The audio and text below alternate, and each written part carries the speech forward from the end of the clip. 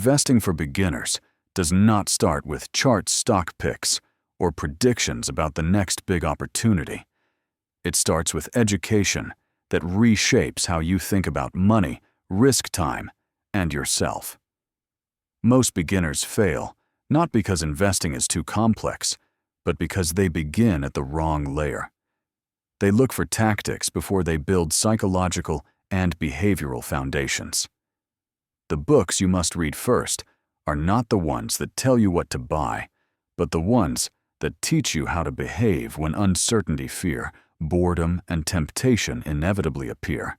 The first book every beginner should read is The Psychology of Money by Morgan Housel. This book belongs at the start because it stabilizes expectations. Housel explains that doing well with money is not about being the smartest person in the room, but about being reasonable enough to survive long periods of uncertainty. Beginners often sabotage themselves through impatience, overconfidence, or comparison. This book dismantles those impulses early. It teaches the difference between being rich and being wealthy, the importance of defining enough, and why survival matters more than brilliance. Before learning how markets work, beginners must learn how they work. The second essential book is The Richest Man in Babylon by George S. Clason. This book introduces structure where most beginners have chaos. Its lessons paying yourself first, controlling expenses, protecting capital, and letting money work for you are foundational. Many beginners rush into investing without saving consistently or managing cash flow. Babylon teaches that investing without discipline is fragile. The ancient parable style hides a modern truth: if you cannot keep money, you cannot grow it. This book builds the habits that make investing possible in the first place. The third book beginners must read is The Millionaire Next Door by Thomas J. Stanley and William D. Danko. This book recalibrates expectations about what successful investors look like. Beginners are often drawn to flashy lifestyles and visible success, mistaking consumption for achievement. This book shows that real wealth is quiet, built through consistent saving, modest living, and long-term thinking. For a beginner, this lesson is protective. It prevents lifestyle inflation before it starts and shifts focus from appearance to independence. Once this perspective is internalized, investing becomes a tool for freedom rather than a competition for status.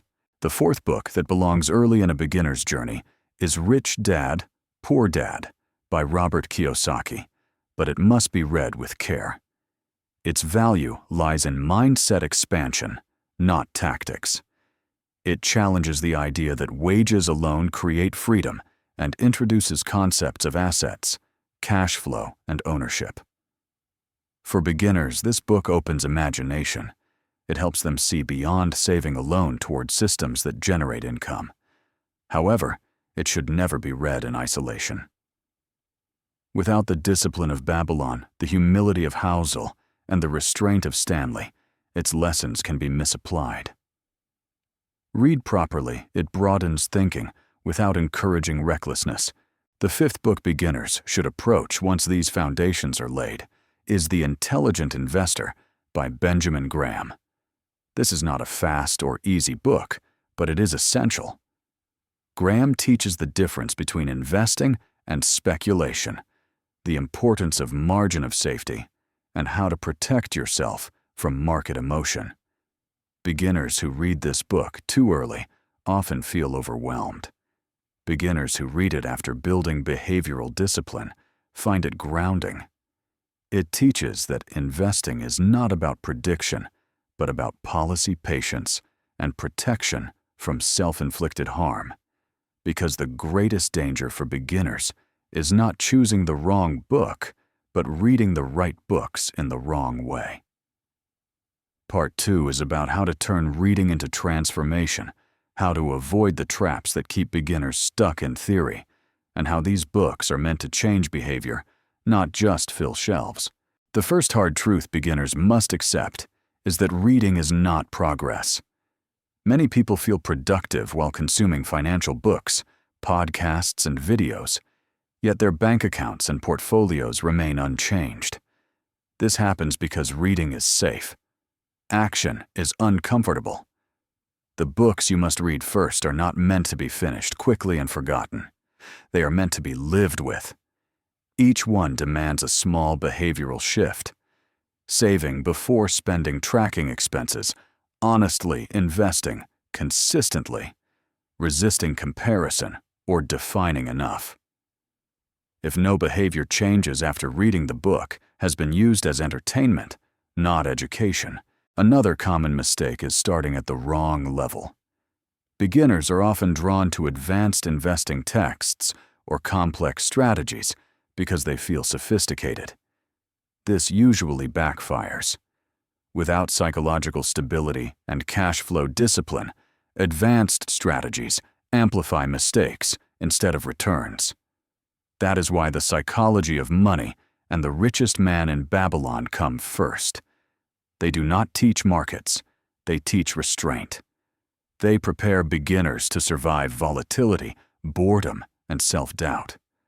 Only after these traits are developed does it make sense to engage deeply with Graham's ideas or explore ownership concepts from Rich Dad, Poor Dad. A critical lesson in applying these books is sequencing action.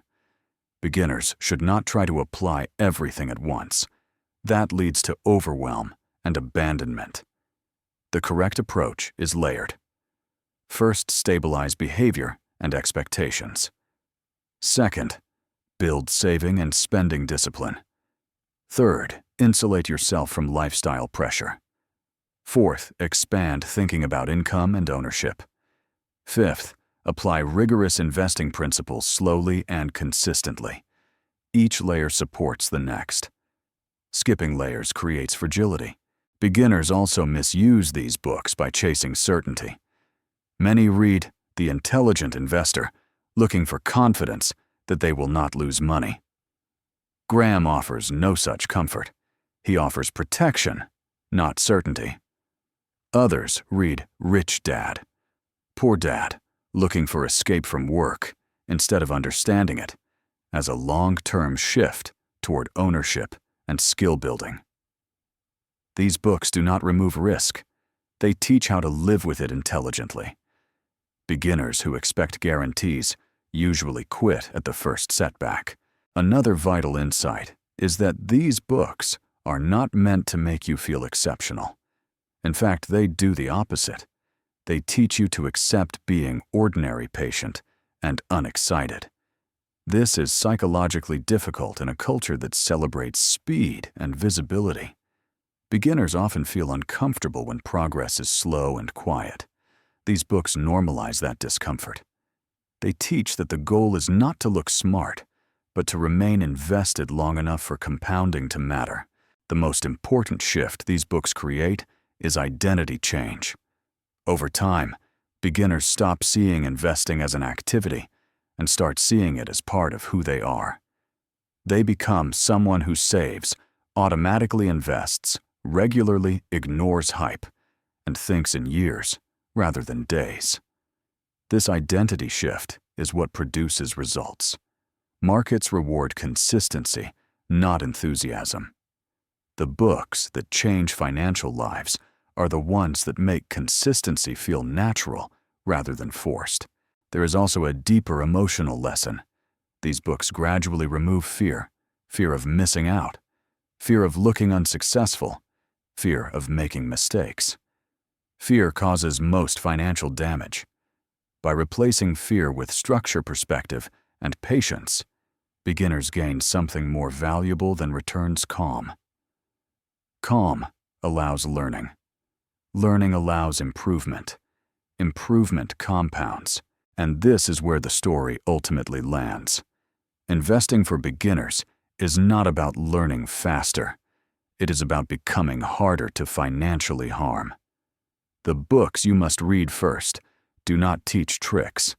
They teach survival discipline and independence of thought. If you let them reshape behavior instead of just filling your mind, investing becomes less dramatic and far more effective.